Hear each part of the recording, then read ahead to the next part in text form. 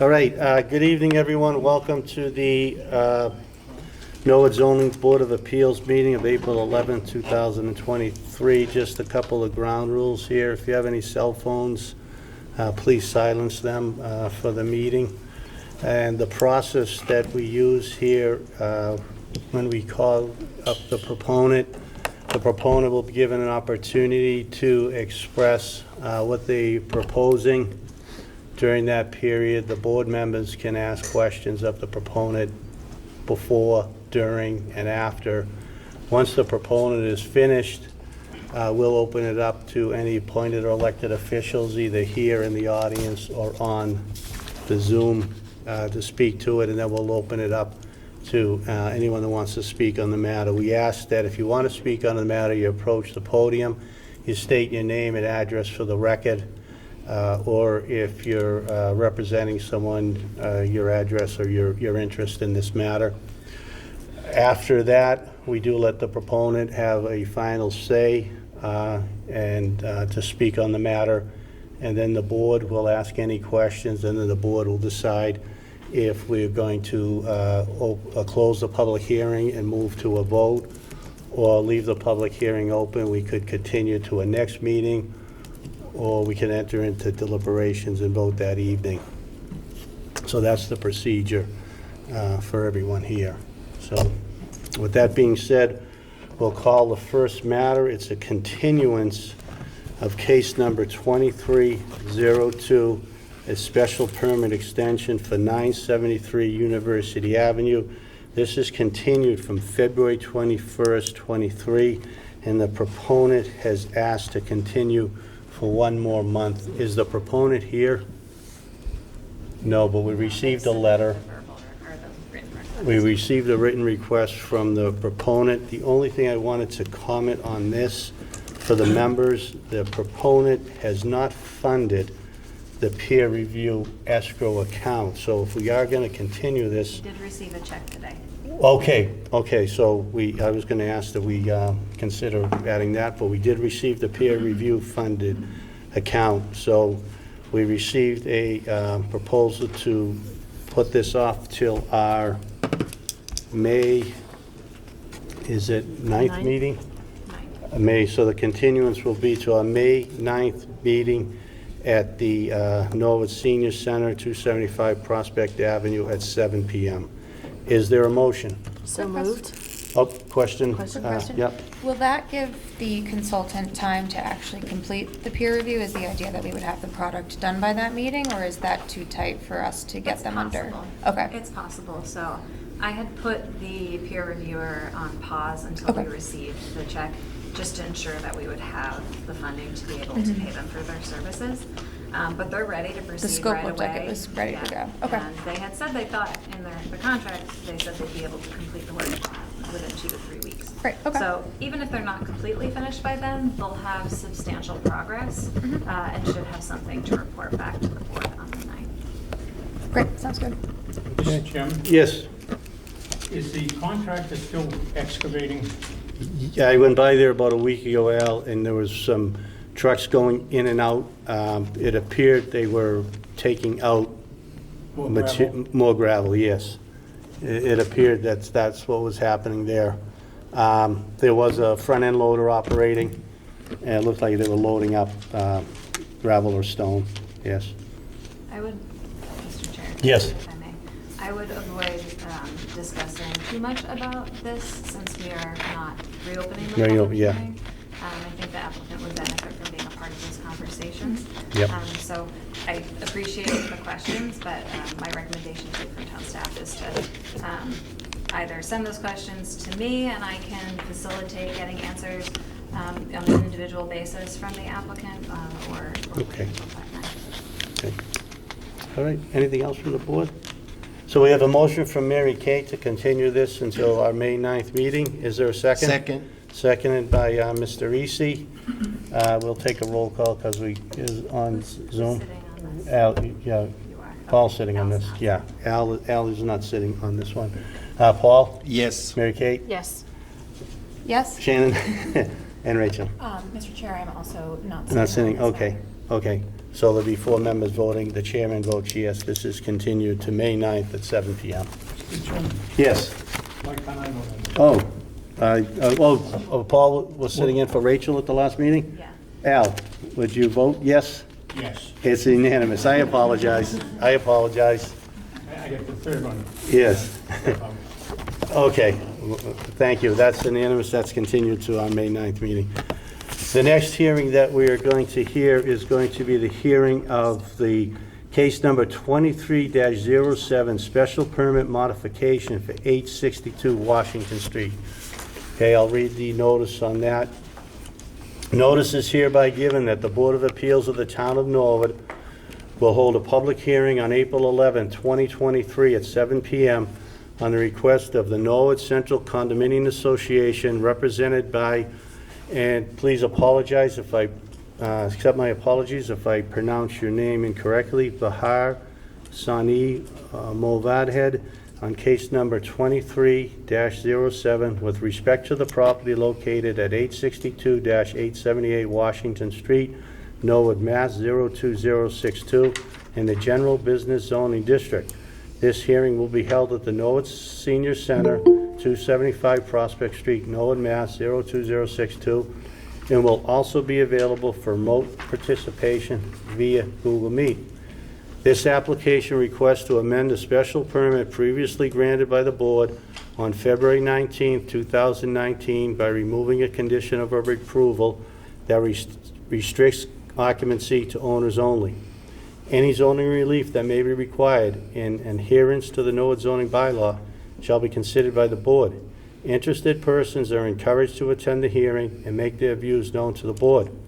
Plans are on file with this application in the office of the Zoning Board of Appeals and may be requested by mailing cped@norwoodma.gov Monday through Friday, 8 a.m. to 4 p.m. And just for, before I had to come up, just for the board's information, I did pull the decision from this case. It was in 12/4/2018, then continued January 15th. There was a condition that says the board reserves the right to amend or modify its approval upon its motion or that of the applicant. And then the special condition they're asking to remove is special condition 5 that says a rental restriction shall be added to the condo association bylaws to allow the rental of no more than 1 unit per year at any given time. And I did reach out to town council, and town council gave an opinion that that they can do this if they have a vote of 75% or more of their board. So with that being said, please come before us, state your name and address for the record. 75% or more of the board. Sorry, sir. For the Sorry, sir. Hello. I'll get you. Thank you very Yes. much, Chairman, sir. I am Bahar Sanai. Thank you for the perfect pronunciation, actually. Oh, thank you. We are a part of Condo Association. Rick Cody is our treasurer, and as you mentioned, yes, we applied for the removal of rental restriction. Just for for everyone to know, this is for most of us. This is the first time. This is the first home that we bought, so we are the first time homeowners, and we would like to make sure that this is going to stay a safe place for all of us, no matter if we are going to be living in the condominium or we are renting it. Of course, some of us may need to move out, and already we have 2 people which they were great neighbors, sold their property because they couldn't rent it. As I know that they have been great homeowners, making sure that they will rent the house to people who are being able to provide a safe environment for all of us. So we would argue that we want this rental restriction to be removed. We have the vote 75% and higher. Everyone is on board for the removal of this restriction. And we are actually talking about adding a couple of items to our HAO, making sure that all of us are protected for future events, including that our unit will not be sold for the purpose only for as a rental or Airbnb, but a long-term, making sure that, we have nice families who needs a place to live in our property. With that being said, we would love to, just have this removed. And if you don't mind, I'm going to ask Rick if he has Yep. something, or any of our other neighbors who has something to add to our. Yeah, Yeah, but if you would just Go to the mic. approach the podium and your name and address for the record, sir? for the mic. No, just, we've got this right, we've got this owl here that picks everything up. So I'm Richard Cody. I am from 878 Washington Street, neighbors with Bahari. And so we do have a vote. That was what I was trying to say before. Yeah, okay. We do have a vote that was over 75%. And we do have some, kind of guidelines that we would like to follow. We have to figure, we have to see we can actually enforce. But yeah, we do want to maintain the value of our property. Like, we all bought it as a home that we want to maintain the value of. So, it's in our best interest to make sure we rent to people that, respect the property as we would want to. Yep, That's pretty much yep. it. Thank you. And that would be on you. We would just remove the restriction, and that would be on you and your rules and regulations of your bylaws. Understood. Okay. Anything else, or just stay right there? Sure. Okay, are there any questions from the board for the proponent? Any questions for the board? Yes, I was just curious if you had any knowledge of the history on where the restriction came from an original hearing. Yes, I have to say that, yes, we read some articles, news articles, that the area used to be an older place, just a not well-maintained property before us. But as you know, it is newly developed. It's not only one property anymore. It is 13 of us are living in the premise. It is contains one set of apartment units, 5 of those, and then we have 6 others family houses behind us. So it's kind of bigger community right now. And and we are trying to just keep it safe and nice for not only the neighborhood but for us as well. So Great. And what is the primary reason for offering rental options? well, we have no idea because you mean the time that the builder developed it? Oh no, for the association offering rental options. Just I- looking at the reason for your group. That we remove the rental from? Yes, to remove it. It's because exactly what I said. We have many first-time home buyers, and then they would like to, just keep their property as they move. And then most of them are young people, as you can see, who they are expanding their families, and they may need to have bigger homes for us. It was about our commute. So because of that, we would like to also keep our property in our name for the future purposes. Like, let's say that I have my parents living in another country, and one day when they move here, I would like them to live there because it is near the Norwood Hospital. I would like them to have access to the hospital because of the life conditions. So that's the reason that we would prefer to keep our property. And then, Okay. yeah. Thank you. No. Any other, just hold on 1 minute. Any other board members have any questions? Any other board members?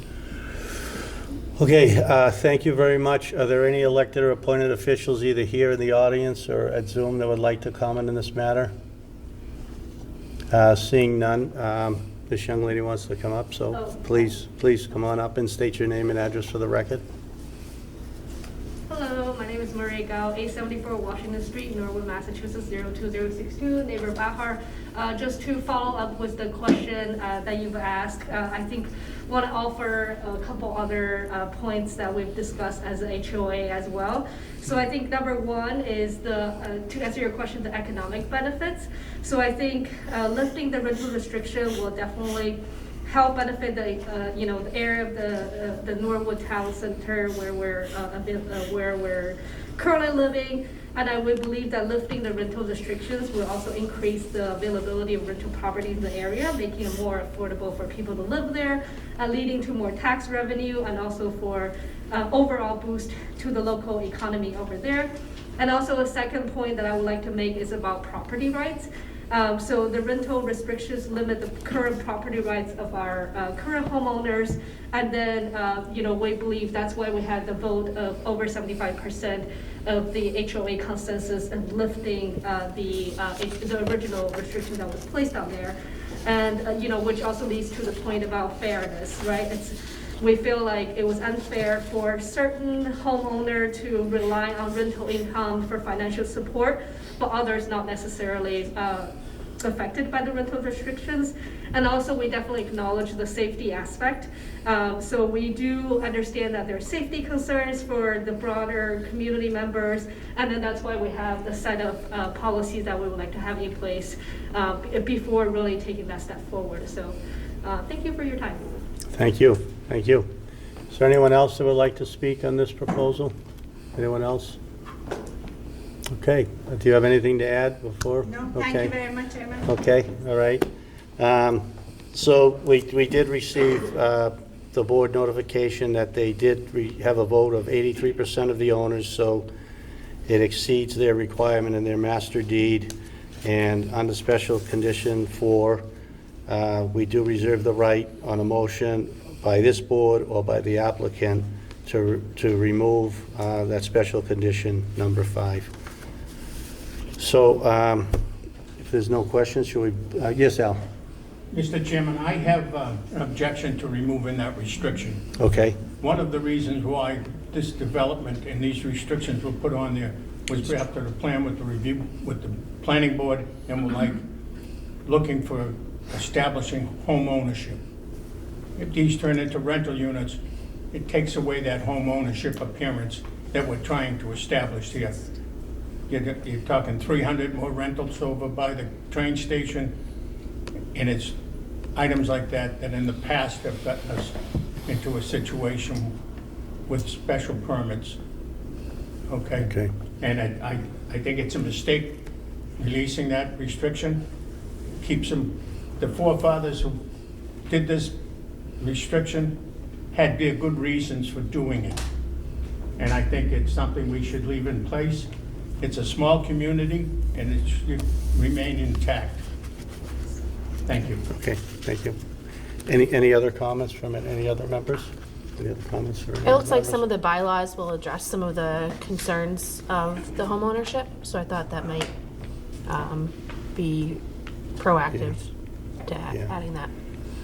Yeah, that would be on them Right. to do that, not, we would just either decide to remove the Right. restriction or Yep. not. I did review all the minutes on it, and I couldn't really find an explanation on why they did it, and they only did it for one person and not everyone, but that's just my, research into this matter. So if there's no other comments from the board, Is it too late to add up one? yeah, please approach the microphone again, sir, or the podium. No microphone, but the podium. No, so just one other point about it was we entered this community through a rental. It was a home-owned rental. So we were looking for the same rights that other homeowners have in the area. So when we came in, we were rentals on Nickel Street for 2 years. And it was through that we found that we like this area. We like, like town commons and going to like the concerts and stuff around town. And are, full contributors to the local community. And so it's like, for that same reason, I feel like this contributes a lot to potential home ownership. I know people from Avalon, for example. We have friends that are looking to buy in Norwood after their exposure to the area. And so I just wanted to say that we're just looking for the same rights as other homeowners. Okay, thank you, sir. Okay. Okay. Okay, if there's no other comments from the board, yes, Sarah? Mr. Chairman, if you will, I did have a chance to talk to town council about this, and he agreed with the points that Mike had made earlier about you know, what's within the ZBA's scope and authority to be able to vote on, and what would be rightfully within the homeowners association to agree to. He further added, which I can confirm through my work in housing planning, that traditionally these types of restrictions are more appropriately held by the homeowners association. It's not often you find a restriction like this on the town side, kind of regulating those property rights to rent or mandate owner occupancy. As a zoning perspective, it's very challenging to enforce. And so town council shared that opinion with me in order to be able to share that with you. I just wanted to make sure that you got that feedback from him. Yep, very good. Yes, Paul? First of all, I'm not voting on this. Correct. Because I'm in an immediate abutter. Yeah. But I just want to say that when the builder came to the neighborhood, we had many, many meetings. And he agreed that we would not have an apartment building. Those units would not be there today if he didn't turn them into condominiums. But I've lived across the street for 65 years. And I'm at 869 Washington Street. The reason why I support this is because it's a first-class operation. I see it every day. You guys take care of the property, the people that go in and out of there. You work well with the Garino's Bakery. I mean, I can't say a bad thing about the building. They keep it up. Listen, the town is winning here because I think there's 13 units there. 12. So, right? So the town's receiving 13 tax bills. That's not going to change. Whatever this board does, it's still, you know what I mean? I don't know how someone could pay $500,000 for a condo unit and rent it out for, $1,500 a month. The numbers just don't work. But I don't oppose this. As an abutter, I just think if it's going to make it easier, they keep everything up. I don't think the police have been there one single time in all the years it's been up there. So, even though I'm not voting on this, just as your neighbor, I say I don't have a problem with it. Okay, and we'll note that we had an abutter speaking in favor of it, Paul Easy at 869 Washington Street. 869. 869, yeah. Mr. Chair. Yes, go ahead, Rachel. Just to touch on some of the points, I think as far as our discretion to amend, I think it's perfectly fine to do so. As far as the enforcement of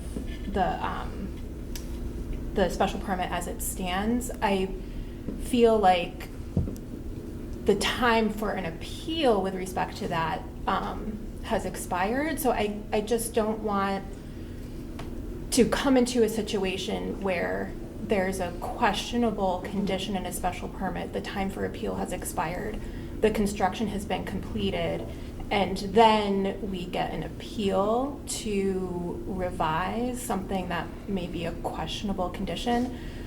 So I think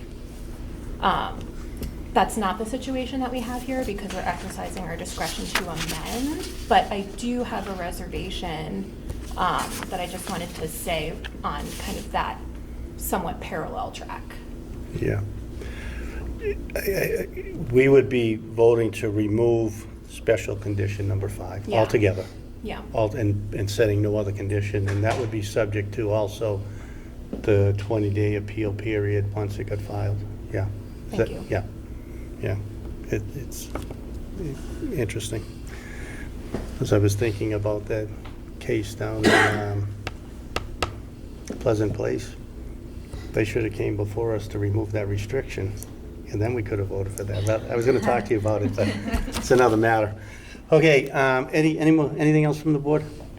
I'll entertain a motion to close the public hearing. So moved? Shannon's made the motion, second by Seconded. Mary Kate. Paul's not voting. Mary Kate? Yes. Shannon? Yes. Rachel? Yes. Al? Yes. And the chairman votes yes. The public hearing is closed. What are the wishes of the board?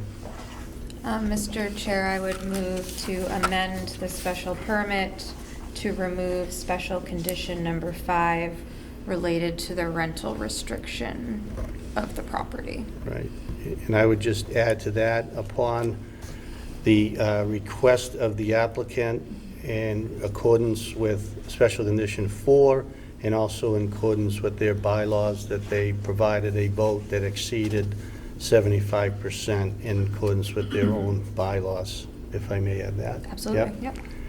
The motion has been made. Is there a second? A second? Second by Mary Kate. Any further discussion on the motion? Okay, we will call the roll. Mary Kate? Yes. Shannon? Yes. Rachel? Yes. Al? No, And the chairman votes yes. The motion passes. Thank you very much, everyone. Good luck. Yep, good luck. Okay. You can hang around, or you can go have, enjoy yourselves. This wonderful Yeah. weather. Tell all your condominium. You're welcome. Thank you. And thank you for keeping the property in good condition like that.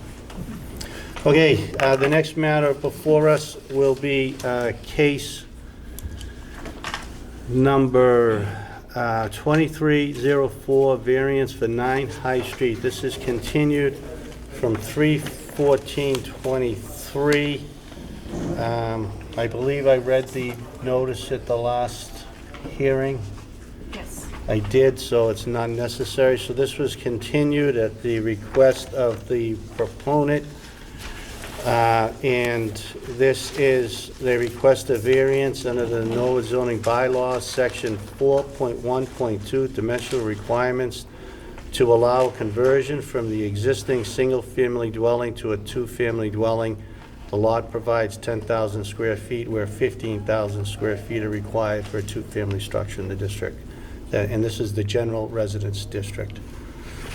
Okay, good evening, sir. Your name and address for the record? My name is Stephen David. My address is 601 High Street in Dedham. I have the pleasure of representing Margaret Signorella tonight. Mr. Chairman, I do have a couple of chalks that I'd like to use. Yes. Wasn't something that Yes, sir. I Yep. have my easel over there. Do you mind? Yep, no, absolutely, sir. Absolutely.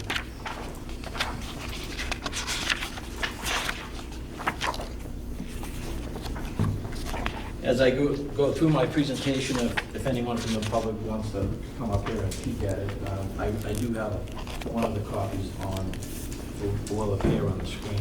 I'm gonna go up here and sit.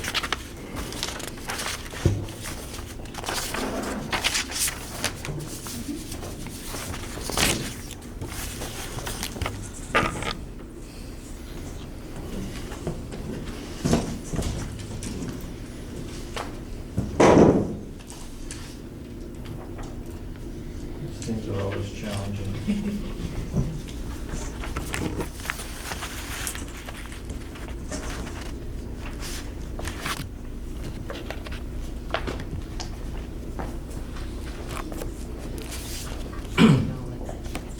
So Margaret Signorella lives at 9 High Street. She's a lifelong resident of Norwood and runs a business in town. She presently lives at that premises with her daughter Nikki and her family. And she has a granddaughter, Kinsley, that lives with her. It's getting a little crowded at the Signorella house with the growing family, and my client is looking to add an addition to her house, which ostensibly would be separate living quarters for her daughter and her family, and converting the property into a two-family. This use as a two-family is a permitted use in this G zone. However, the two-family would not, needs relief. The first relief would be from section 4.1.2. Two-family requires 7,500 square feet for each unit, and we presently have 10,050 square feet. In addition, we would need relief from the zoning bylaw section 5.4 because we exceed 25% of the existing dwelling. The addition that we're proposing at the site to convert it into a two-family exceeds 25% of Mrs. Cigarella's present single-family dwelling. So that's why we're here. I'd like to start out briefly with a little historical background of this neighborhood. As you can see, I've put up here, it's a It's a plan actually dating back to 1853. This was the original plan that broke up, this neighborhood along High Street. And as you can see, it was broken up into 5,000 square foot lots, 50 feet of frontage, and 100 feet of length. And since the time of this, and over the years, most of the homes have been built on those 5,000 square foot lots.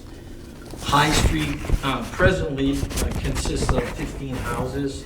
Nine houses are built on these 5,000 square foot lots, mostly on the same side of my client's side of the street. And 6 lots are on larger lots. There presently is two families on High Street, and there is another 2-family on Fulton Street. It's interesting to note that the two families on High Street both have less than 15,000 square feet. One is actually about 9,800 square feet. The other is 12,000 square feet. In the Fulton property, which is right here, it's a duplex, and that was constructed recently, and that has 10,095 square feet. So there are properties in the neighborhood that sit on less than the 15,000 square feet that is required. My client purchased her home in 2003. It was a new construction. I'd like to get my other chart up right now, please. This survey plan is actually uploaded onto the application we filed. Stephen, can I grab that from you? Sure. The one that you were just showing. Try to set it up over here so that the folks in the audience can see it too. So presently, my client's lot is the only lot on High Street that extends from High Street to Leiden Street. That's the only lot on her side. This is the survey plan that we uploaded, showing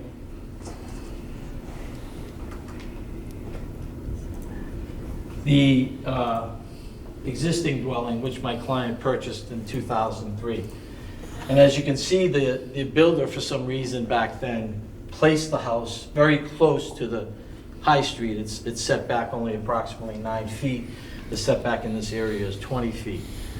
Actually, if you've been down High Street, a lot of the houses are set close to the street. That's just how they did it. But as you can see, the house sits, this red line I drew separates the two 5,000 square foot lots, even though she owns the entire site. So it leaves a lot of room for the addition that she proposes. Presently, the existing house that she lives in only occupies about 3,350 square feet, leaving approximately 6,600 square feet of open space to the rear of her dwelling. The addition that we propose is highlighted in yellow. It is attached to my client's property. It will be attached to my client's property. There'll be separate entrances, much like a regular 2-family would have. The structure contains 6 rooms, 3 bedrooms, 2.5 baths. It will have a full basement. And the rest of what I've highlighted in green is ostensibly open space.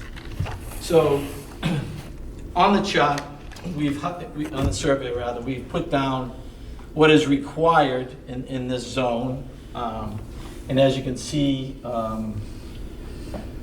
we have 50 feet of frontage, much like the regular, every house on the street. The lot coverage is 35%. We're only covering 24%.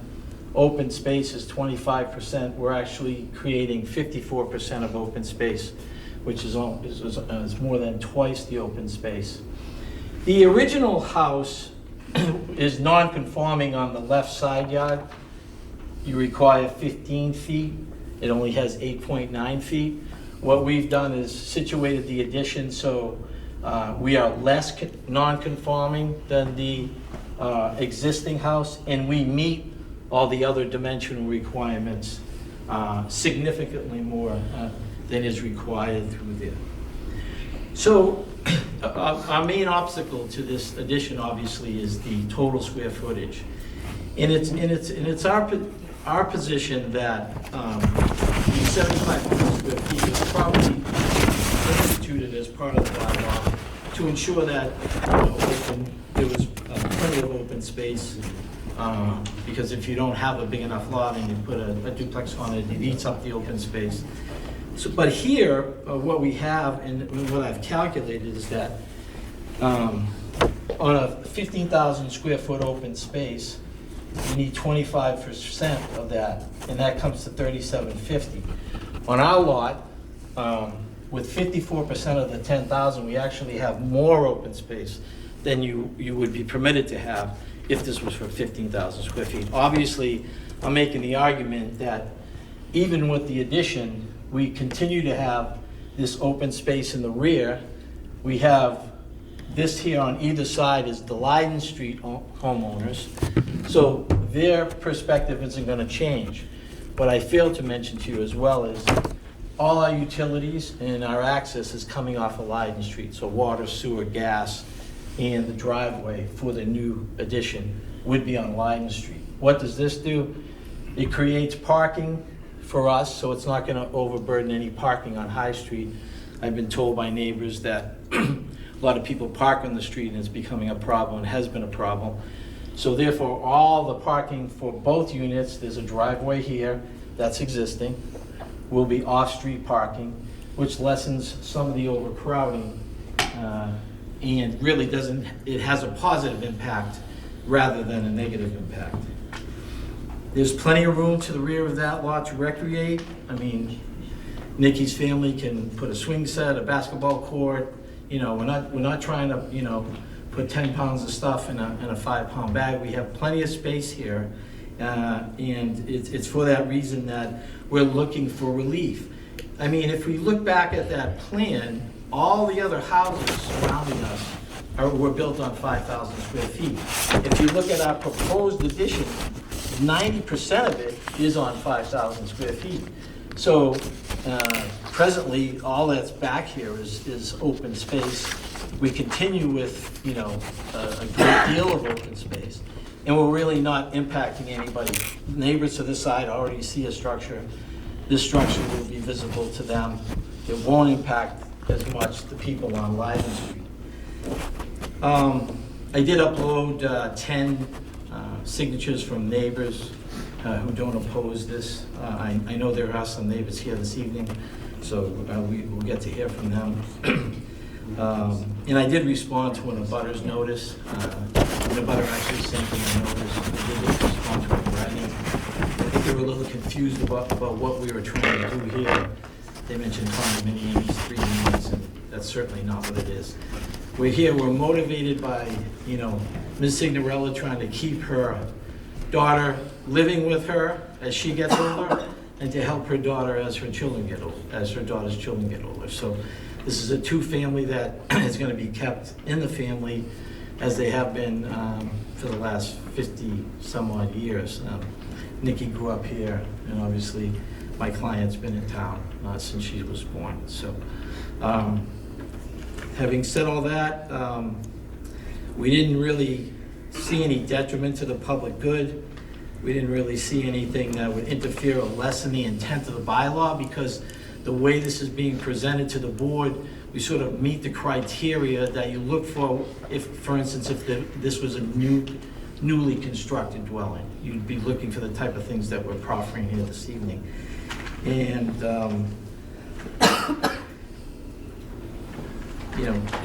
it would be a hardship to, prevent a reasonable use of this property, to establish a structure that is permitted in this zone, and on a lot that meets most of the criteria that is necessary for something like this. So I've said my piece. I will back up and take copious notes and hopefully. All right, well, let's see if the board has any questions Yes, for sir. you before we open up. Does the board at this point have any questions for the proponent? I do. I saw that there was an application for both a special permit and a variance in the folder, so just clarifying that this is an application for a variance. And For the this- special permit. and the special permit, Yeah, under okay. 5.4, Okay. we're limited, if we just took the 25% of the existing dwelling, Got it. it would be impossible to have a family live in a space that small. So it triggered that relief as well. Great. And then for the variance, we do have to hit sort of the issues of shape, soil, and topography, so I was hoping you'd be able to speak to how the So application I would think addresses that this. with this particular lot, that's a struggle. I mean, I recently took in a case up on appeal. I mean, I know the case law very well. So that's going to be a struggle for us in that argument. That statute bootstraps other criteria in it, you know, hardship, other things in there. So no, I mean, I hearken back to that plan. So it was always in the intent of back in the day and up through the history that it contemplated two houses on this lot, because that's what's on, mostly up and down High Street and Leiden Street. There are houses, in fact, there are houses on both sides on Leiden Street of this lot. So as far as shape, topography, and soil, I mean, truthfully, it's a flat lot. I know of no soil conditions that, I mean, we're on town sewer there, we're on municipal water, so, I mean, there's no soil conditions that would prevent this addition from being constructed. And obviously, the shape is what it is. That's everything I have. Okay. Thank you. Any other members? I had similar questions. Yep, go ahead, Mary Kate. Oh, similar, just same. Oh, similar, oh, okay. Bob, do you have anything? I'm- Yeah, but you can comment on it if you. No, I have no Okay. comment. Rachel Laurel? Okay. Thank you, sir. We'll have you come back up at Thank you. the very end there. Is there any appointed or elected officials here, either in the audience or on Zoom, that would like to comment on this matter? Seeing none, is there anyone from the general public that would like to comment on this matter? Please approach the podium and state your name and address for the record. Yep. Hi, my name is Jim Keefe. I live at 14 Leiden Street.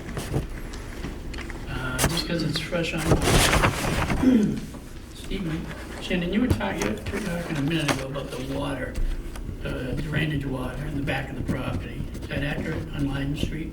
Oh, no, I just had general questions about, in order to grant a variance, you have to show that you're hitting issues around the shape of the property, the soil in the property, or the topography. Okay. So I was just curious to know if there were any triggers in those ways. There is a water issue on the back of this property. Okay. I call it my little froggy pond. When it rains out pretty well, it's up to your knees on the Leiden Street side, okay, not up. The property's not flat. I'm sorry, Stephen. Thought you just referred to the property as flat. Is that what you just said? I think I did say it was The relatively property's flat. not flat, so I'm sorry, it's not. Okay. House is up here. Margaret's house is up here. It scales down towards Leiden Street. This is where they get all the water. The water gets high enough on good rainstorms, I get a basement full of water. Now, if you want to propose to put a driveway, which is what they're proposing, where's the water gonna go? It's not gonna go on the other side. Penny's property over there scales up. It has to go to my side. It has nowhere else to go. This issue needs to be addressed. Sorry, I can't believe that one would go ahead doing this without addressing that issue. That being said, what I also want to quickly address is this property that they're proposing to build this thing on was already voted on by the board 18 years ago. They turned it down. After that meeting, I approached one of the members of the board and I said, well, what's to happen 5 years from now? Somebody buys this house. Do I get approached again? Do we go through all this again? And he said, no. He goes, when we do it, that's it, because we're not gonna go back and revisit this issue, which is what's happening here.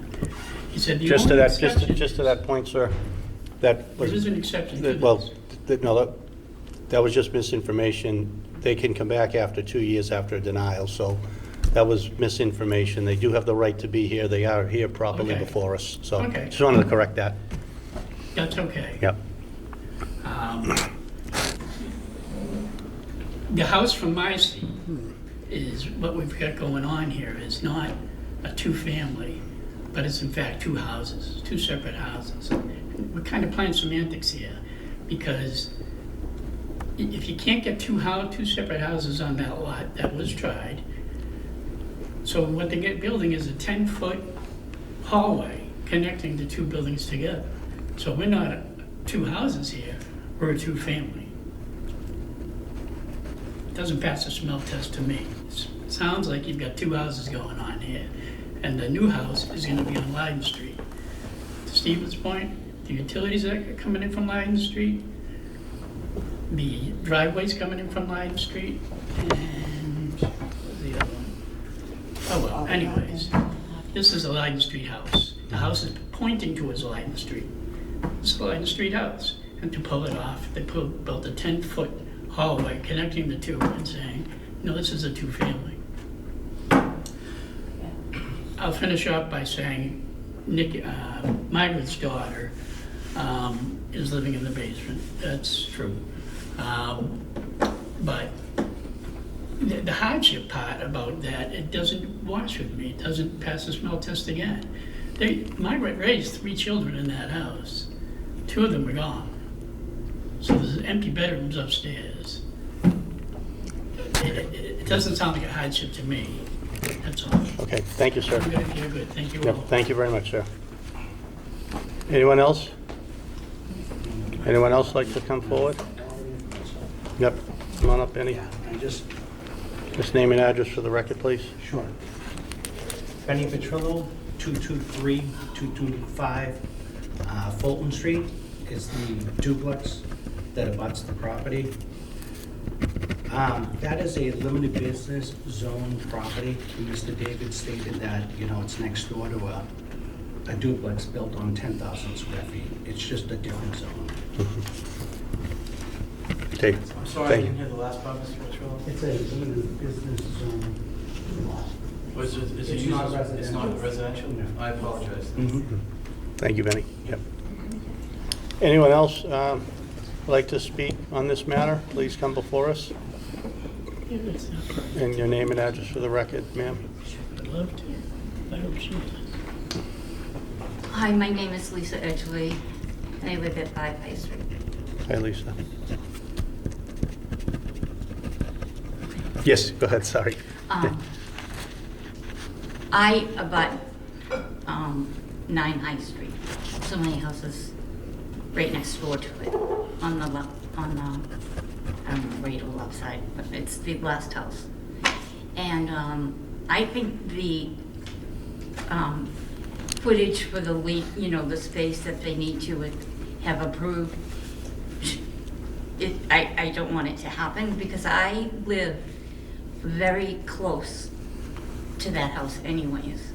The land footage was not imposed when that house first had caved in and they rebuilt it into a higher house.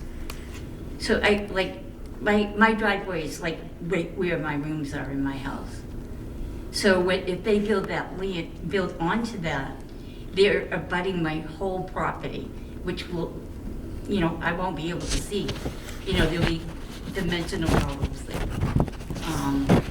It was so close before I put a fence up that I could see what they were eating. Not these people, but the people before. What I'm saying is, there's no room on that. Everything they have abuts to my fence in my backyard. I didn't have that before. So the land, between is going to be an issue. And privacy, Okay, thank you. Thank you very much. Is there anyone else that would like to? Yes, please come forward. State your name and address for the record. I'm Ellen Norton. I live at 2 High Street, which is diagonally across the street from 9 High Street. I actually sent you people an email at the last meeting. I don't know if you received it, so I'm just going to read what I had sent to you. That's fine. I lived on High Street for the last 53 years. I lived at that residence, 9 High Street, in a smaller house that was there for about 5 years. And it was just considered a house. Small frontage in the front, small side frontage, long backyard. It was a yard for children to play, gardens, whatever you wanted to do with it. Then when my family grew, we moved across the street. High Street's always been a really settled street. The only changes that have been on High Street in the 53 years I've been there was a rebuild of that house. A small one was taken down, a new one was built. Attorney Davis states that the other houses were built on some smaller pieces of land, but that was before the bylaws. If you look back in the history of those houses, they're quite old. There's 100-year-old houses there. And I'm assuming that the bylaws were meant to protect the neighborhoods from overcrowding.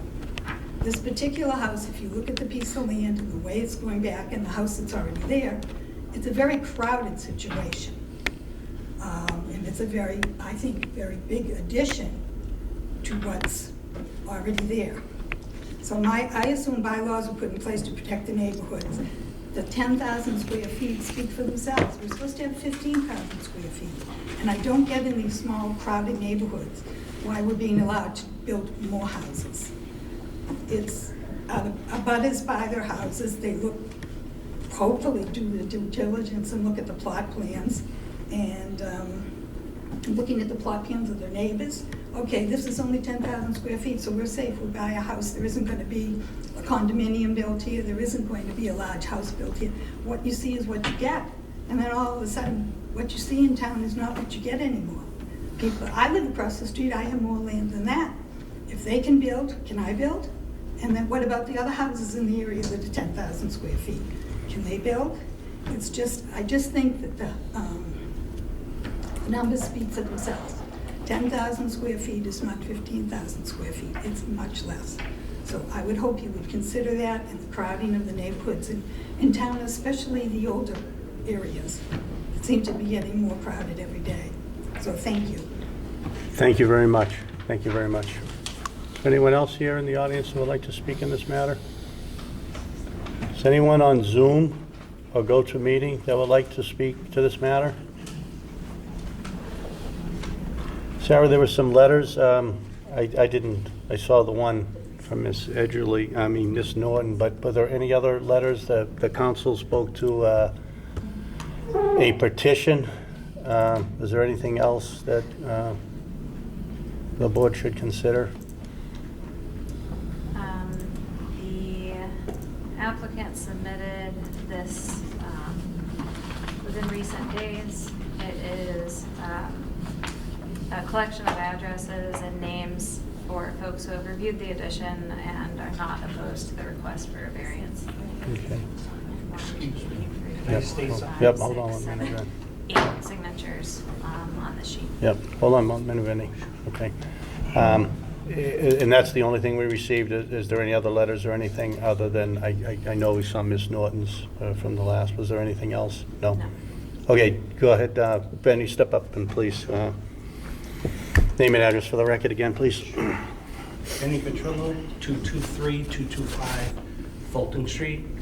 2 of those signatures are renters. I don't see how they're Well, valid. they are abutters, but appreciate it. Thank you. Thank you. Thank you. Okay, is there anyone else that wants to? I see some people here. Anyone else?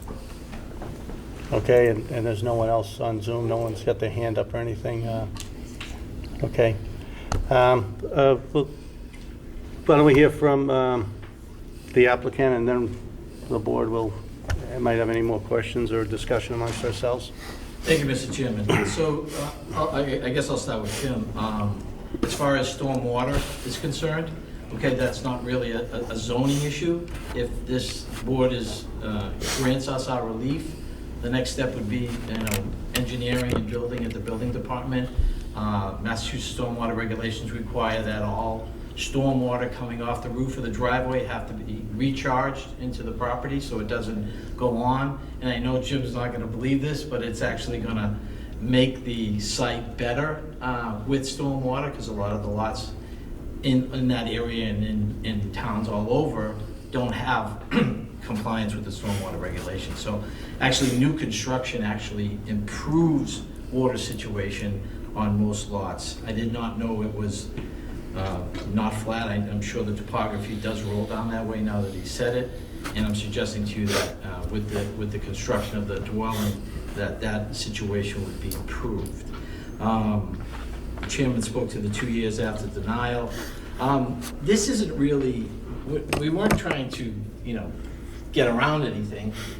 This structure, this little appendage off of my client's property is existing. There's not going to be a passway. It's just going to be 2 units beside each other, and it's going to be a separate dwelling unit for her daughter. So that was the goal. We ostensibly, as Jim pointed out, it becomes 2 living rooms. She has 3 bedrooms, two of them are really small.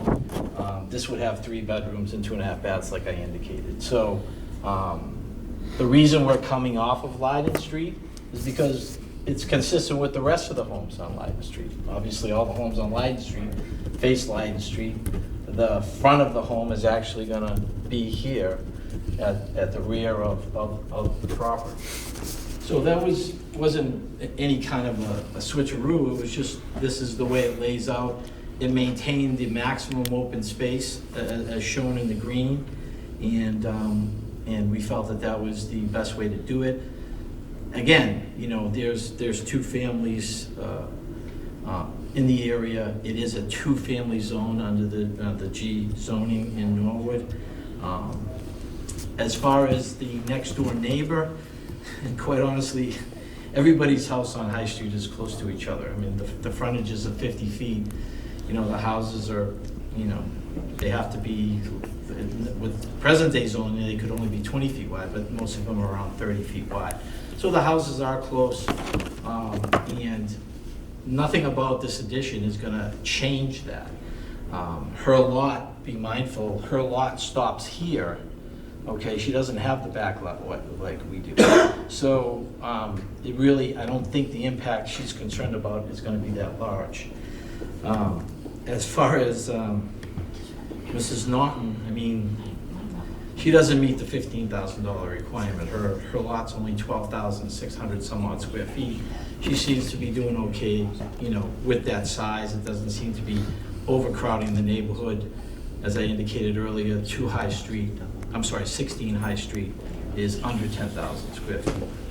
So, we'll stand on our presentation. We feel that it isn't injurious to the public. I don't see how, and with the new construction, it is actually going to improve the natural condition of the property in terms of water and other things. So by putting it on Leiden Street, we actually lessen the impact for the people along High Street. And as I indicated, it's going to lessen the overcrowding parking as you drive down High Street late in the day. So I appreciate the public's input. It's always helpful. But we are seeking the relief for what we feel is a hardship and my client's inability to expand the property to house, her daughter's, her family. So thank you very much for your time. All right, let me just see if there's, is there any other questions? Mr. Chair? Yes. Is it the applicant's position that the hardship centers around the ability to maintain the extended family at the home versus relocating? What exactly is the hardship? So I think the main hardship is that these lots were always intended to have another, in other words, had someone built on this 5,000 square feet in the back, there'd be 2 houses there, just like there is anywhere. So it's almost like a hardship that she's unable to exercise her right to almost keep her entire structure on 5,000 square feet and use this property for the benefit of her and her family. I mean, since 1939, this property was conveyed not using the description in that plan that I showed. I don't know why that is, but it always just carried as a single lot. And as I showed you on my plan, that's the only single lot all the way down High Street on her side. So I'm just saying. It's a single lot. It's a single lot. It's not 2 lots. It was originally 2 lots. It definitely was originally. What is that you showed us? Well, it's broken up, Mr. Chairman, I'm sorry. I drew the yellow just to show you where it was, but it was broken up into 2 lots. Okay, and what does her deed say? Her deed describes a 10,000 square foot, well, the builder who built the house, his deed No. describes a 10,000 square foot lot and uses the meets and bounds off the streets. I'm saying it doesn't reference the plan, which is kind of unusual. I'm bringing it up from a historical perspective. But Okay. it was originally 2 lots. If you buy both lots, They merge. they merge. You know that. You're correct. Yeah. We're not asking to separate the lots. No, no, I get it. Yeah. Just want some clarification. You're 100% Rachel, I'm correct. sorry, anything? That's it, thank you. Yeah. Al, do you have anything? Well, I think that just the density it's gonna bring if it's constructed, the neighborhood doesn't need that density. It just, it's a shame that they're trying to jam up that lot because they need to keep some open space in that neighborhood. Okay? We've got bylaw changes, we've got rules and regulations today that we didn't have in the date of this. And I don't think we need to overrule that and just make it jammed up. That's my opinion. Okay. May I respond, Mr. Chairman? Yes, yep. So, Mr. Porro, the open space on this lot is twice what is required. That's under the okay. bylaw. I understand. You've been through that before. Yes.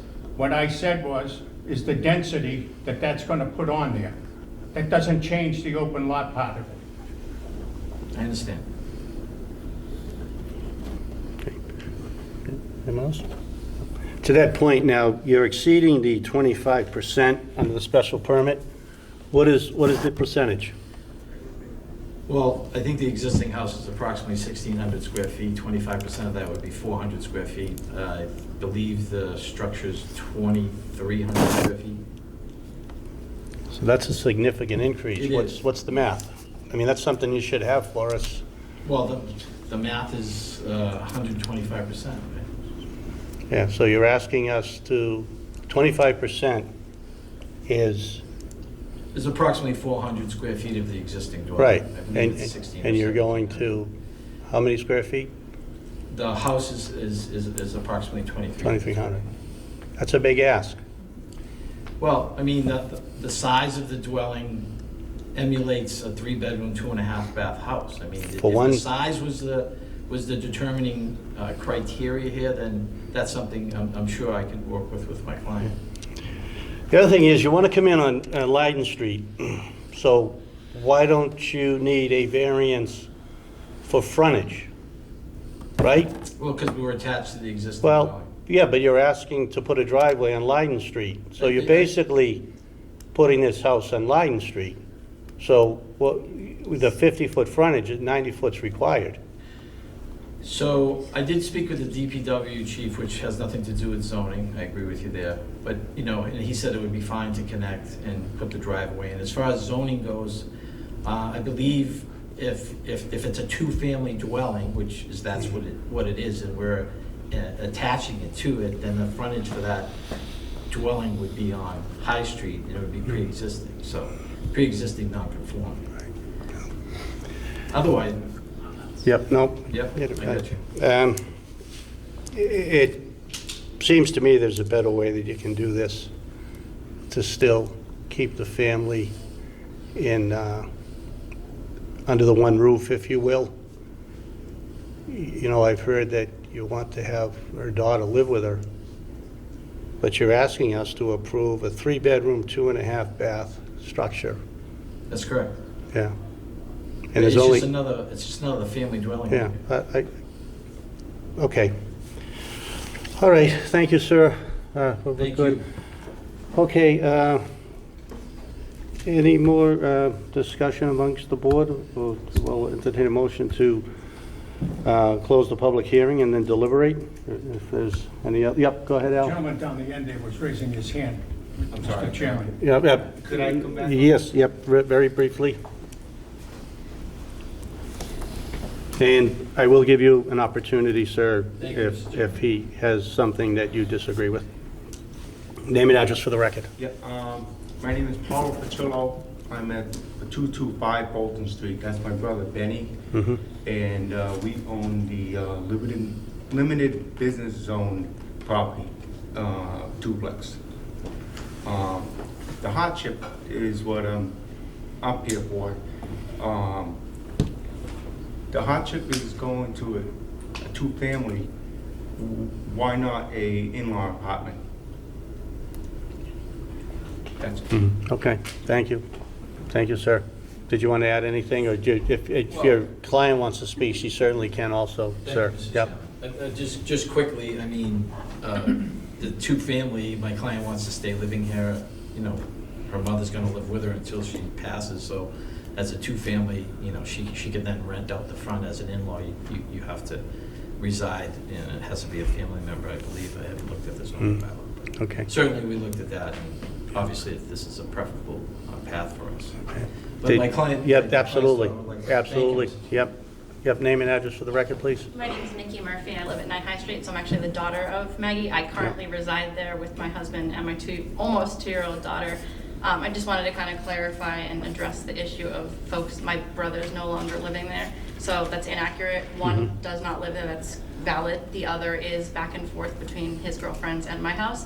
And we actually also house my cousin who lives out of state, took a police job. So we are allowing her to live in one of the 3 bedrooms upstairs for the time being. So my mother occupies one room upstairs, my cousin occupies the other, my daughter occupies the third.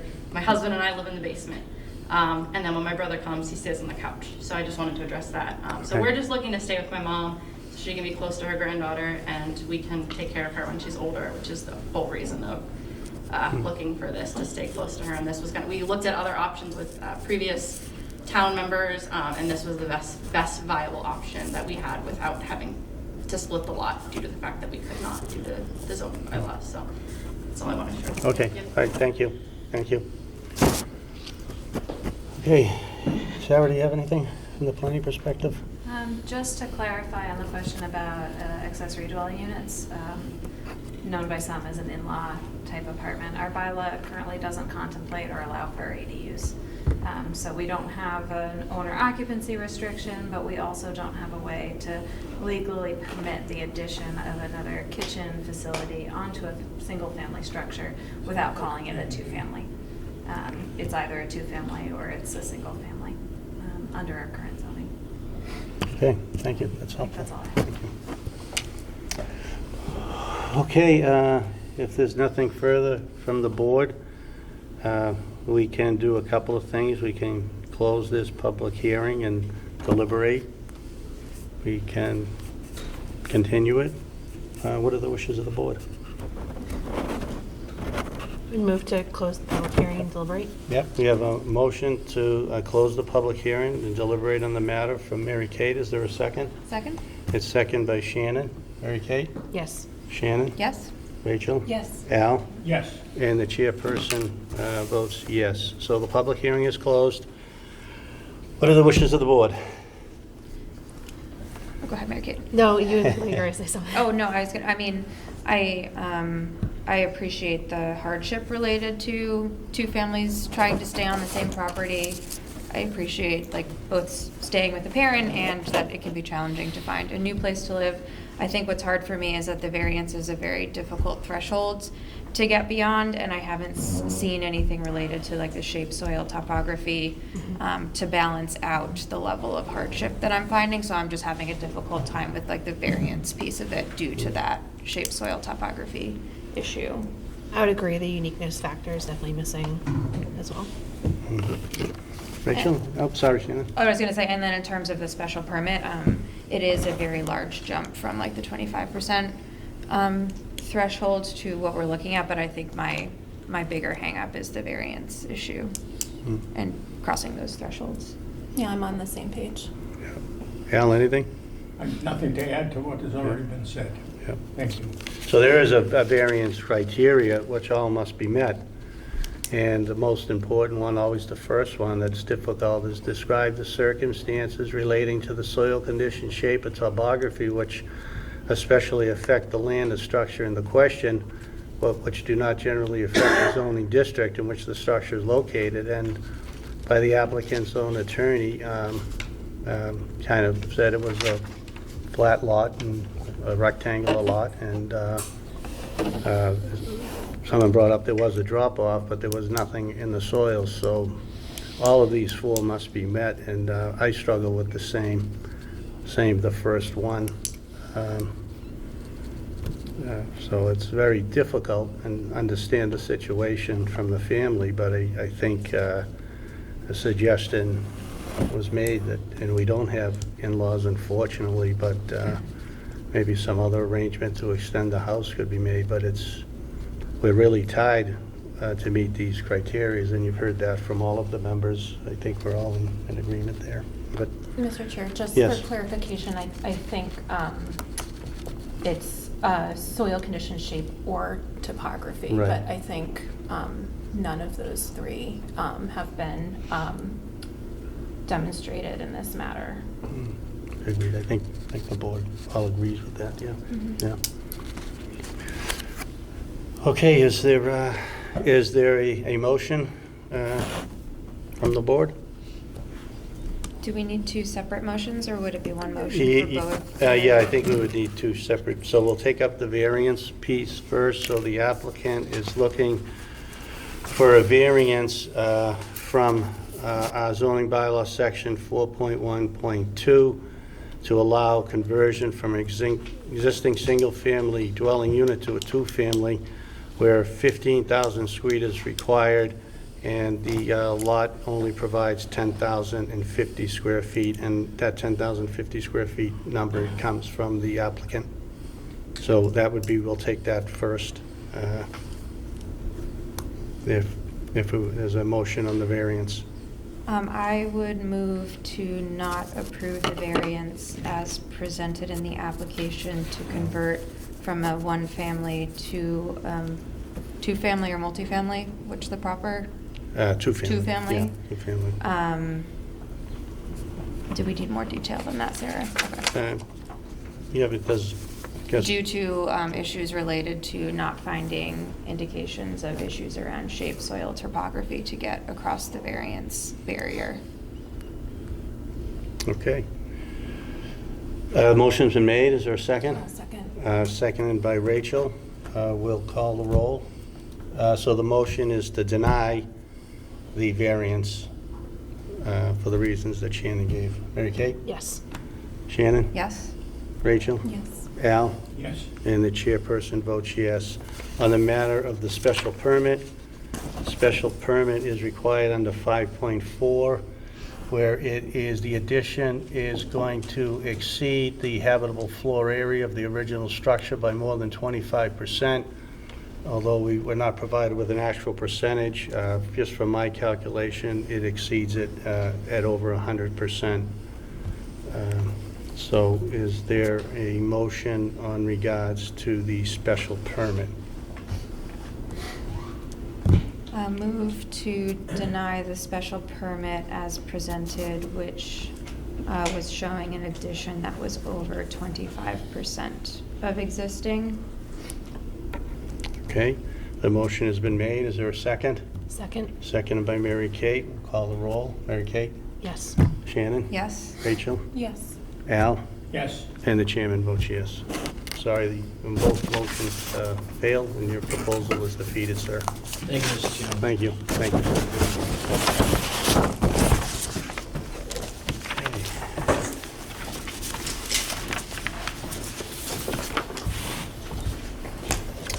you. Okay, the next matter before us is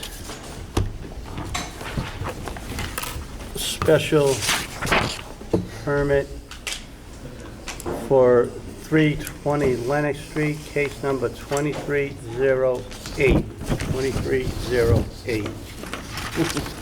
I'll read the thing.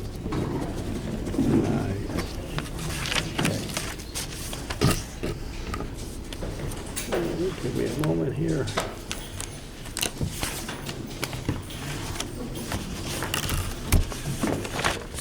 Notice is hereby given that the Board of Appeals of the Town of Norwood will hold a public hearing on April 11, 2023 at 7 p.m. on the request of Michael Robinson, case 23-08, with respect to the property located at 320 Lennox Street, Norwood, Mass. 02062 in the General Residence Zoning District. The hearing will be held at the Norwood Senior Center, 275 Prospect Street, Norwood, Mass. 02062, and will be available for remote participation via Google Meet. The applicant requests a special permit under zoning bylaw, section 5.4, to construct an addition to the existing single-family residence. The subject property is pre-existing, non-conforming in lot area, frontage, front setback, and north side setback. The addition would result in an increase to the habitable floor area of the original structure by more than 25%. Any zoning relief that may be required in accordance with the Norwood zoning bylaw shall be considered by the board. Interested parties are encouraged to attend the hearing and make their views known to the board. Plans are on file with the application in the office of the Zoning Board of Appeals and may be requested by mailing cped@norwoodma.gov, Monday through Friday, 8 a.m. to 4 p.m. Is the proponent here? Yes, sir. Yeah, thank you, sir. Please appear before us and give us your name and address for the record. I'm sorry, go ahead, sir. Sorry about that, sir? Yep, go ahead. No, it's okay. My name is Michael Robinson. I live at 320 Bonnet Street. We're looking at just putting an addition on the side of the house where there is no footage away from our neighbors. It's a 14 by 20 foot structure, one floor only, first floor. And the reason for the addition is more living space. It's going to be like a family room. That's our intentions with it. The house itself is very small, it's only 900 square feet.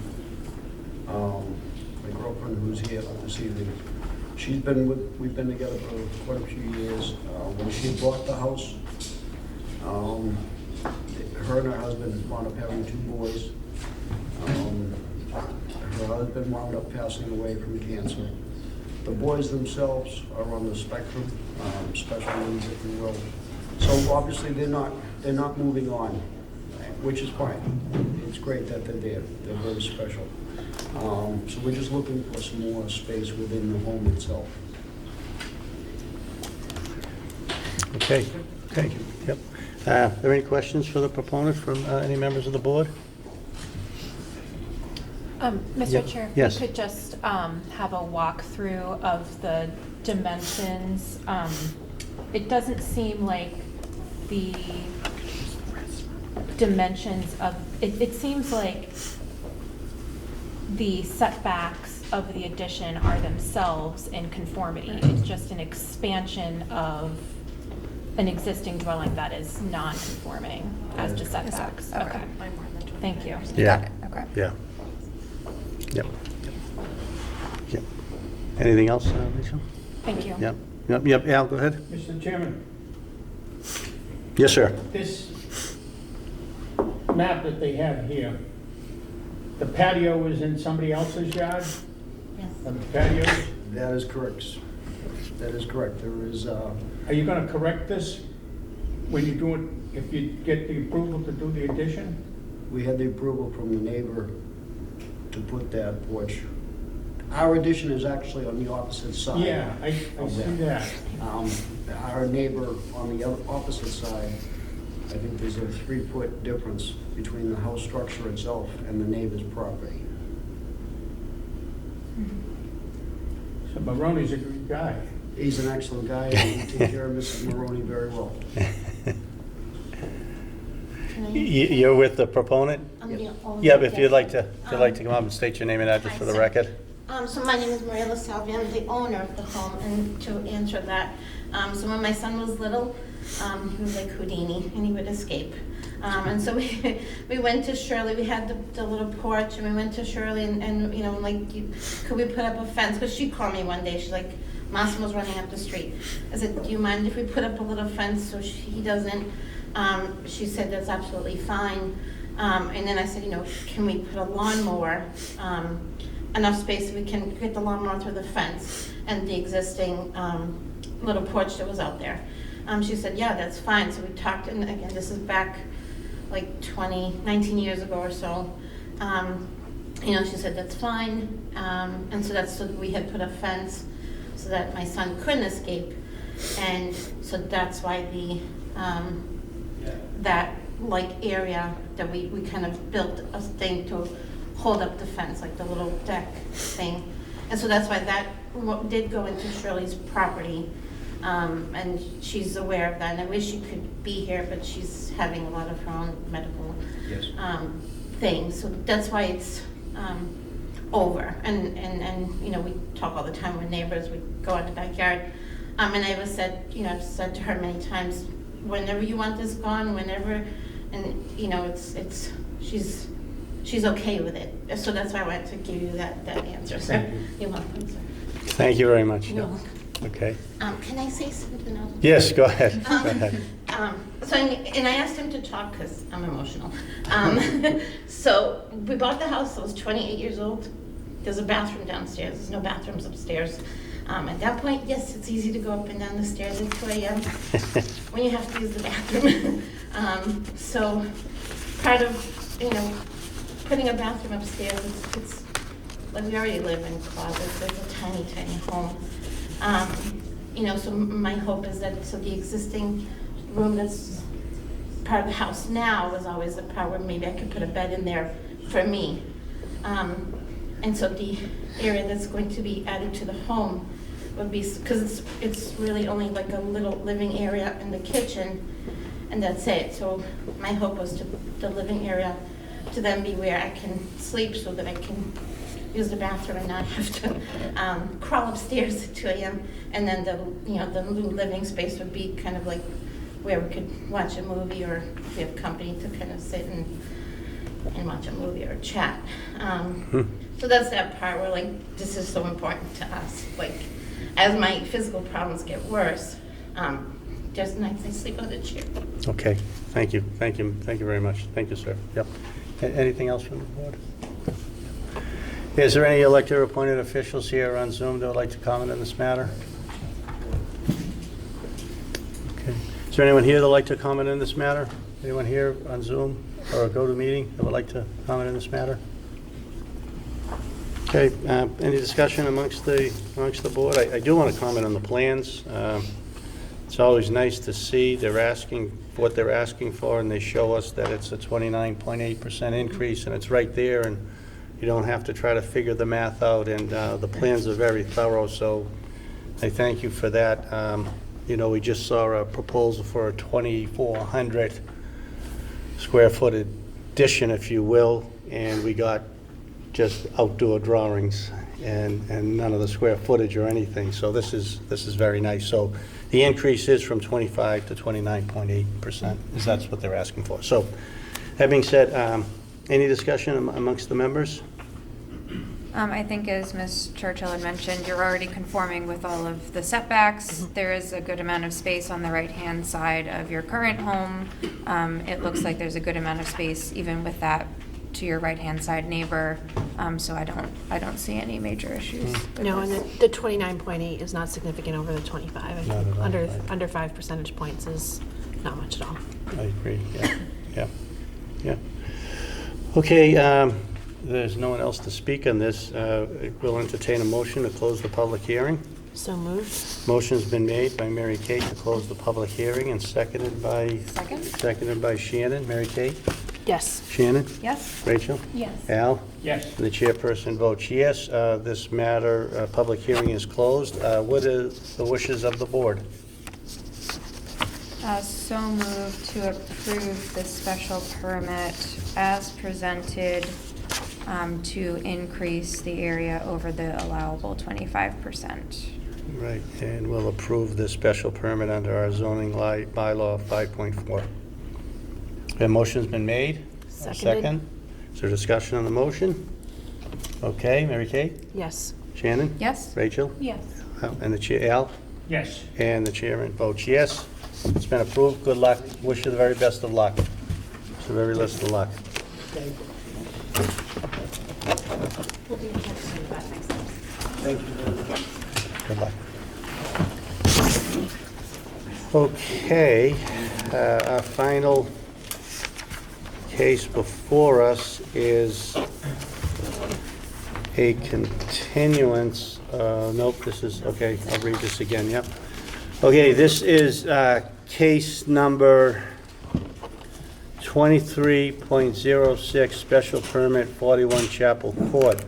Notice is hereby given that the Board of Appeals of the Town of Norwood will hold a public hearing on April 11th, 2023 at 7 p.m. on the request of Jeff Firman, represented by Brian Almeida Esquire, case 23-06, with respect to the property located at 41 Chapel Court, Norwood, Mass. 02062 in the General Residence Zoning District.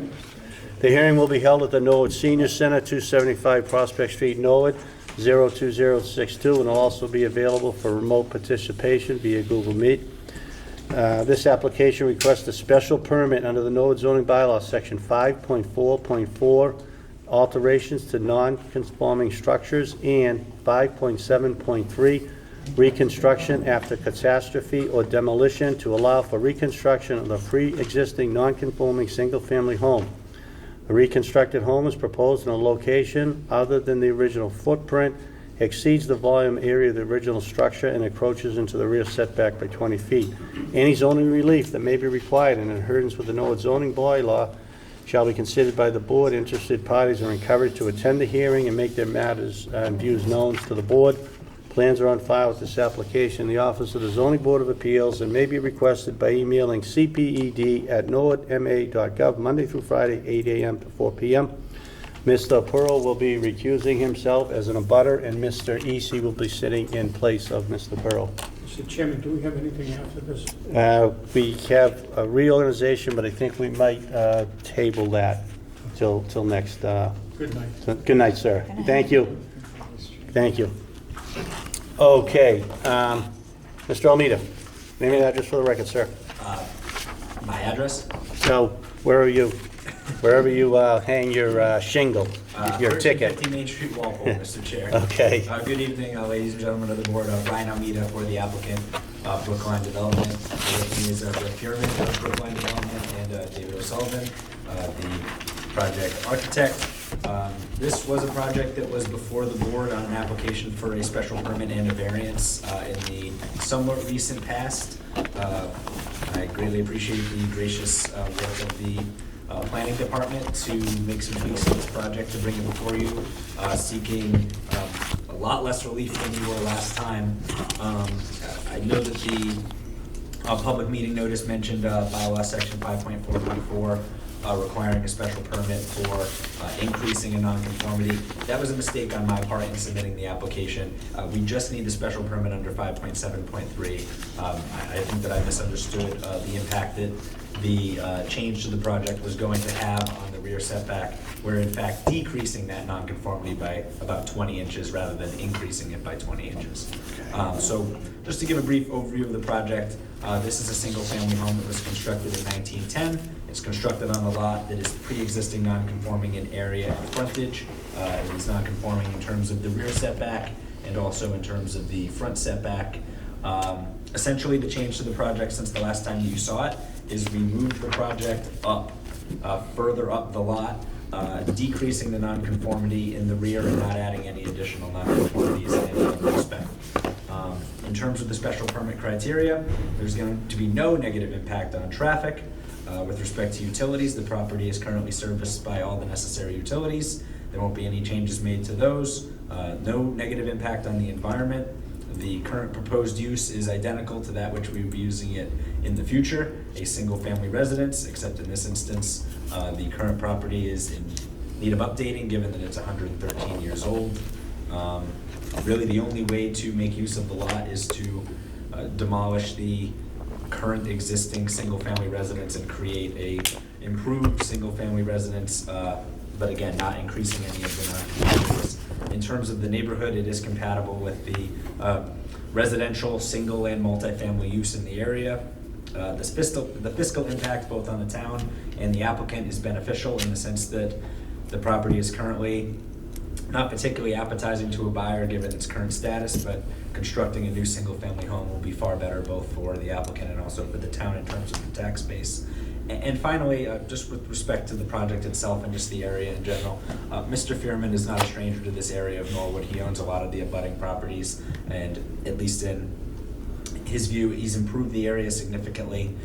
It was an area that didn't have a lot of options for both single and multifamily residential use, and the area has benefited from the redevelopment that's gone on thus far, and this project is a sort of part and parcel with the rest of it. So for all those reasons, I greatly appreciate the board's feedback at our last hearing and also the planning departments, and we were able to adjust this project significantly to only require a special permit under 5.7.3. And for all those reasons, we believe that we have met the standard. And I'm going to turn the floor over to Mr. O'Sullivan to explain the project from a more educated perspective than I can. Thank you. Hi, David O'Sullivan, O'Sullivan Architects, 606 Main Street, Reading, Mass. One of the other things that Brian didn't mention, we had originally, we're putting the house over farther, and we were not meeting the side setbacks. So now we've been able to adjust the house, moved it so that it does meet the side setback. It's just at 15, just over 15 there. It crowded the driveway a little bit. We rearranged the side door so it works now. We did take off the whole farmer's porch, which allowed us to move it forward. So the existing house is a little over 20, has a backyard just over 23 feet. We're now at 25 feet for the backyard. So as Brian said, we've increased the rear setback a little bit. The zoning is 30 feet. Other than that, it's basically we're reusing the existing driveway, setting the house in this same general area. Two-story house, very simple. It's about 1,850 square feet, so it's not anything huge. I think it's appropriate for the size of the lot. 3-bedroom, family housing, and basically that. And we did this as patio instead of a deck in the back, so it's at grade patio. Can I just a clarifying Yep, go question ahead. on the plan? So I think I'm looking at the packet from this most recent notice. They look very similar, a plan dated the 9th of March of this year, and then I have another plan that's dated the 18th of November 22. The memo revised March 9th of this year appears to reference the setback dimensions from the November plan. So I just want some clarification. What plan is the proposed plan? That's the thing that I commented on at the beginning. That's where I got the 20 inches from, saying that it increased the nonconformity. That's no longer the case. Right. So in that memo, it basically says that the proposed house is 20 feet, 0.06 from the front, 15.07 left side, 15.11 right side, and 25.1 rear. And down the ways. So the November plan had Sorry, name and address for the record. Jeff Yearman, owner, developer. The original November plan had a discrepancy in the rear yard zoning requirement that we need, and the rear yard zoning requirement is really the only zoning requirement we need, and we ended up, Brian by accident put it as it was an increase, but it's a decrease of that zoning violation that we have. So the existing house was 23 feet from the existing house to the rear yard. Now it's 25 feet. So we've moved the house front forward, but we don't need any relief on the front yard. So we shrunk the house a little bit and moved it forward. Okay, so, sorry. Sure. So we're looking at the March 9th, 2023 plan. Yep. So in the rear setbacks, I'm Yep. seeing 3 setbacks. There's, it looks like a square if you were just looking at, but I see it's 25.1 foot setback on the eastern corner, a 26.5 setback on the northwestern corner, but in the middle. That's to the patio. That's to the patio is 19 feet. Okay. Yeah, what 19 is feet to the patio. Yes. So the, to that little, I don't know if it's a cantilever or something, in the middle of the structure, that is a greater setback than the 25.1? Right at your corner there. Probably gonna be about the same. Okay, but Where's she the. talking, right here? Yeah, right here, with the patio jogs, you're Okay. saying? Right. Yeah. the least setback is 25.1, Yes. okay. Yeah, I was thrown off by that being. Yeah, that right, looks but a maybe little I'm deceiving. He when dimensioned the it's patio in 19. case you had questions on it, so. Great, kind of- thank you. And that patio's at grade, so it's basically. It's not a deck. Grade level It's, patio.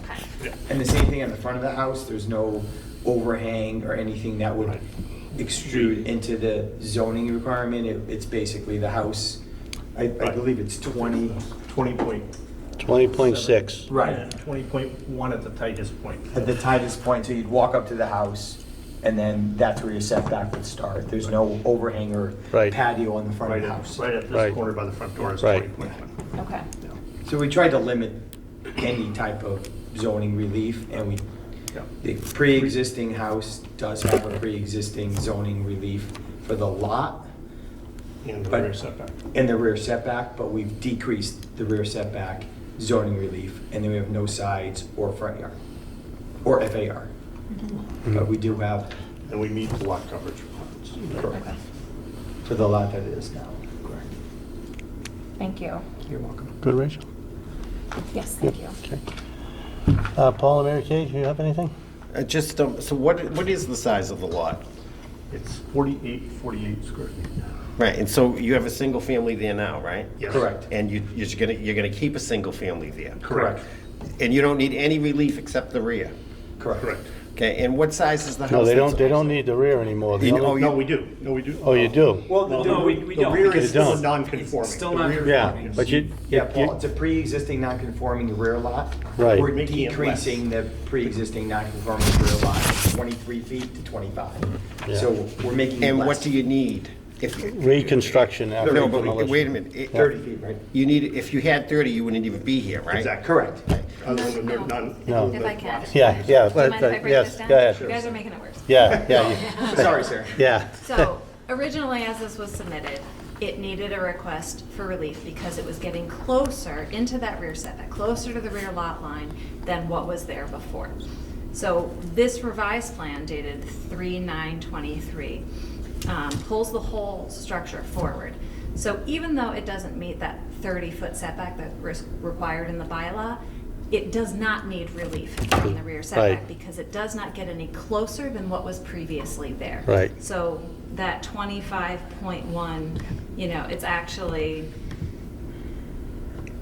What- it decreases the improves- non. Right, we're not Improves the rear increasing the Right, so they non-conforming, no we're longer decreasing need a it. special permit Right. for encroaching into a setback. What they do need is a special permit to reconstruct a structure after demolition that isn't of the exact same footprint and volume, I think, is what the Right, we're bylaw bigger. says. The existing So- house is about Right. 1,300 and we're at about Right. 1,850. Right, so that's really the request before you. Right. I reviewed this plan, the building commissioner has reviewed this plan, and it doesn't require relief from any of the setbacks. The only special permit that's before you at this point in time is really just the reconstruction, not on the same footprint and a little bit bigger. So the existing house is 1,300, and you're gonna go to 1,800. And you just want a bigger house, that's basically it, right?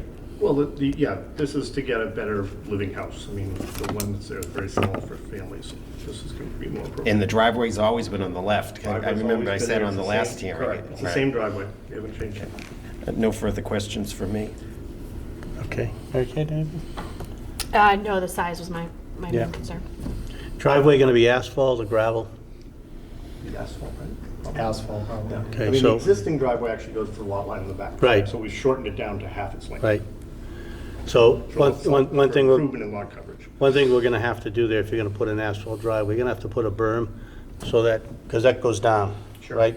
So it doesn't So, drain in the street. so it doesn't drain into the other, I'm more concerned about the neighbor there. So when we get to that point, if you are doing an asphalt driveway, I would want a berm on that side so that the water would come into the sewer and go to the street. And I appreciate that you worked with Sarah to get this. This is very acceptable to me anyway, and really appreciate you allowing us to continue it for you and working with Sarah, because that's what we like to do here, and it makes it easier. Okay, anything else, folks? And, okay. Okay, I don't see any appointed or elected officials. Is there anyone here that would like to speak? If you gentlemen can sit down and I think the abutter wants to say something, yep. You want Uh, No, go ahead. Go Yep, ahead. okay, You're on about it more than I am. yep, All right. My name's Sean Morrow. I'm at 39 Chapel Court, which is... yep. Let me see here. I know where you are, yep. Okay, here. So if I can Yeah. use this to point, so... Yes, go ahead. So from my understanding, this footprint is moving forward, correct? From the previous. Yep. And it's only going to go back 20 inches? No, Forward 20 inches. it's just coming forward 20 inches, yeah. Oh, because according to the, No, to what I that's- received, it's going up and back. So it's staying where it is, the footprint's staying where it is and back. It's actually No, moving forward a little bit. It's moving, if you look at, do you have the plan, this plan here, sir? Oh, you can see the, Approaches into the rear setback of 20. that is, they're not requiring that. Okay. That, as they spoke, they've met that requirement because they're not increasing that violation, so that is off the board. So what we're talking about here under our zoning is when you demolition a house, they're increasing the size of it, that's why they're here. So they're not here for any of the setbacks. Okay. All right, so just going up a little closer, right? From what I've heard, the sides, the footprint is staying the same? Sides are conforming. Yep. They're conforming meaning they're staying the same? Or is that? Well, if you can see the Existing house- underlying Yeah, right, house, south. yeah. The existing house was not as wide. So our new house is conforming with setbacks, but it's wider than the existing house. Right. 12 feet, is it? Maybe 10 feet overall, 10 to 12 foot overall. I don't know Yeah. the exact size. I didn't, Yeah. So that means 5 to 6 on each side, is that what you're saying? Or is it gonna be? yeah, probably a little more on this side towards you. Yeah.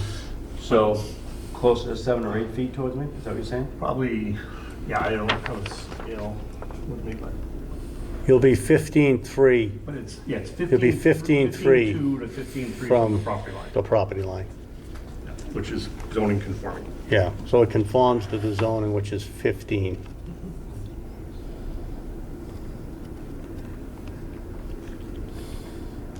Okay, all right. Also 2-story, approximately how high is that in footage? I think you got 29.5. I read that somewhere, so the zoning is 30 feet, it meets the height. Yeah, 'Cause 29 and a half. Because that's Height of one, 30? that's one that I always look at, It's yeah. 30. Yeah, the zoning, the height is 30 feet, so it's 29.5. That's always the first thing I look at.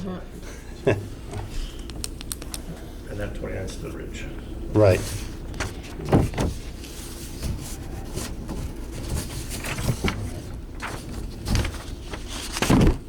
All right, I understand that. Are there any plans for fixing up the back parking lot at all? I don't know anything about the parking lot. It's a mess. It's right. graders everywhere. Yeah. But, all right. All right, just for your point of view, people kind of use that driveway as a drive-through a lot of times, so you may want to be aware of that, so. Well, I think aren't you planting grass behind that driveway? No, it's good. Yeah, Yeah, yeah. yeah, we're cutting off the cut through. Yeah. they kind of fly through. Mr. Chairman, is there Yeah. buildings like garages that are gonna be torn down in the back? I was there with the last time you came in, but aren't there old garages in the back or not? Oh, they're already gone. They're gone. So you're gonna grass that area back there, right? It's still parking because Yeah. there were garages. Yeah. You're talking about the existing lot building behind. that was there or the? Show the other template that you have. I have Jeff. This lot. No, I don't care about that lot. Show the other thing you have there, right there. Yeah. Okay, that's gonna be grass behind the driveway there, right? Correct. This is Yeah. gonna be just Existing parking. is a gravel. We're gonna close this off so people don't drive through. Right. So I own the parking lot back here. I own the 2-family here, I own the building out front, and I own the 2-family here. So we're gonna just basically fence this off and just kind of keep it as like a one-family existing Right. rental dwelling. Right. It's not being sold. Right. So we're trying to just clean this up, and then one day we'll try to figure out what to do back here. Okay. It's a whole nother world back there of what we're gonna do there, but I agree with you. People kind of fly through here and stuff, so. Yeah, just. We want to just close this off, but that is a single-family kind of rental Okay. place for a family, like I did with the 2-family next door. Okay, yeah, Chapel that's Street. one that drops down there, yeah. Correct. Okay. The walkway is gonna stay, I don't use that, but it's up to you. Here? Yeah, the walkway that's between. Yeah, I mean, this was developed years ago, the townhouses, and they use this a little bit, so. Yeah, that's, I think trying to be neighborly, yeah, kind of give them the opportunity to walk back there. okay, that's cool, yeah, that's fine. All right, Mr. Chairman, thank you. All right, thank you, sir. Thank you. Would you like to speak to the matter, Not ma'am? as well since I've been sitting for a while. Yes, yes. Sorry for the late My hour. night hour. I'm missing my FBI shows. Your name and address for the record, please? Yes. Cecilia O'Keefe, 31 Fairview Road, and I'm a Okay. District 3 town meeting member. Well, thank you for your service. A couple questions. Other property you own on Chapel Court and on Chapel Street are all rentals. Correct. This has always been a rental home. Correct. Is it going to continue to be a rental Yes, home, the yes, new one? yes. Okay. When the Yeah, construction- If I may, please address your questions Oh, through the I'm chair, sorry. and then we'll... I'm sorry. Yeah, I okay. should know the rules. Yes.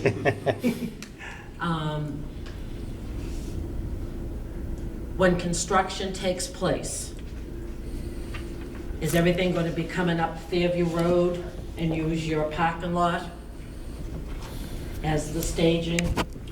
I haven't given it much thought, but it might be probably easier doing that, or coming up Chapel Court might be easier. I'm not really sure. I haven't really done a thorough analysis of what might work, and if the town wants a construction management plan, and the building inspector requires one, we could put one together that basically dictates how the construction will go when we do this single-family house. Yes, since you purchased the parking lot from the Elks, we've been spoiled on Fairview Road, a dead end, and I appreciate you're gonna adjust that driveway because they're flying up Fairview, going through your driveway, going down Chapel Court.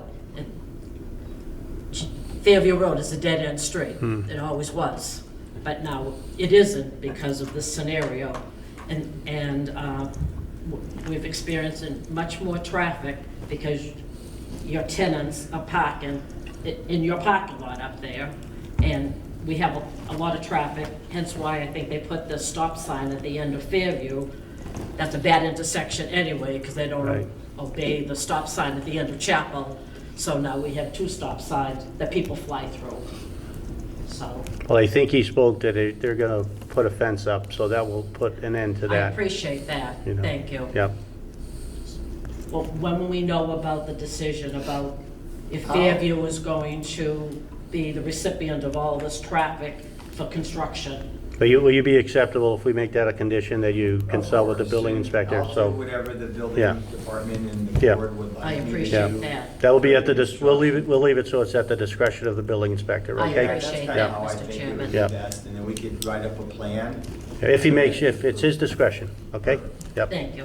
Yep. Thank you for your Thank you, time. and thank you for your service as a town meeting member. Thank you. Is there anyone on GoToMeeting or Zoom that would like to address this matter? The person who is, self-address is A. Piero. Yep. Entered a comment into the chat, which. Is that Al? No, he was online before. But those written comments are not Yes. usually included in the Yep. public record, so I would invite him to comment and share verbally what he has to say. Yeah, absolutely. If he wants to, or she wants to. So what is do we know the first name? So we're recognizing, and pardon me if I don't get it correctly, because I quite can't see it. What is the name? A. Piero? A. Piero, on this GoToMeeting. I'm recognizing you. If you'd like to speak in this matter, please unmute yourself and state your name and address for the record.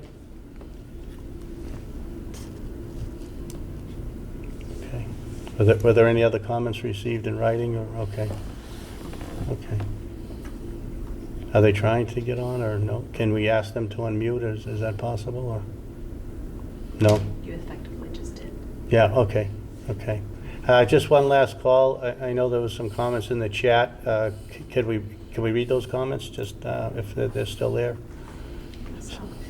A. Piero stated if they completely demolish the existing house, they have to meet all new zoning requirements, including lot frontage.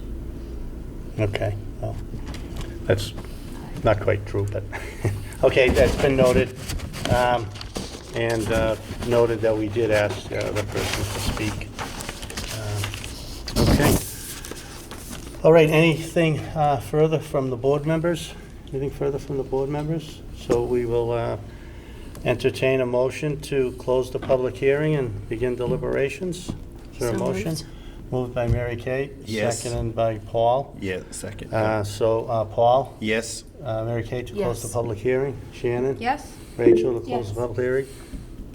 Did that person try to get on before? I just responded, it is true. Okay. And the chairperson votes yes. Public hearing is closed. What are the wishes of the board? Well, can I just say that you did mention something about a fence? Yep. To start, are we gonna, could we talk about making that a condition to make sure that that's done? We certainly can. I mean, I feel that, That's fine, Paul. yeah, I 100% think, we I mean, can. as far as I'm concerned, I think he's done a beautiful job with all the, he bought that duplex, he cleaned it all up. The area, it's congested back there, but I think if the house is dilapidated, it's falling apart. I don't know how anybody could live there. I mean, he's not going from 1,300 to a 2,800 square foot house. I think it's just moderately increasing, so I have no problem with it. Could you be more specific if that's intended to be a condition later? Where would you propose the boundaries of that fence? Well, Just because we would have to be specific. I mean, I would like to, just to make sure that the abutter is not, if the fence is up, then there won't be that through traffic. Is that what I understand? So wherever that, however you. property line? I mean, could we go around could we establish that? I think the whole thing is they want to cut off the traffic, because I don't think you want a fence on that side, because you'd offer to this gentleman a walkway, so I don't want to tie you in to that, but This just, property is owned by the city. they own this property, so I guess if the concern here is the cut-through, then I think we can just say a fence along the rear property line. I have no problem with that. Is that fine with you, sir? 100%. Yep. Okay, Paul, anything else? No? Mary Kate? No, nothing to add. Rachel?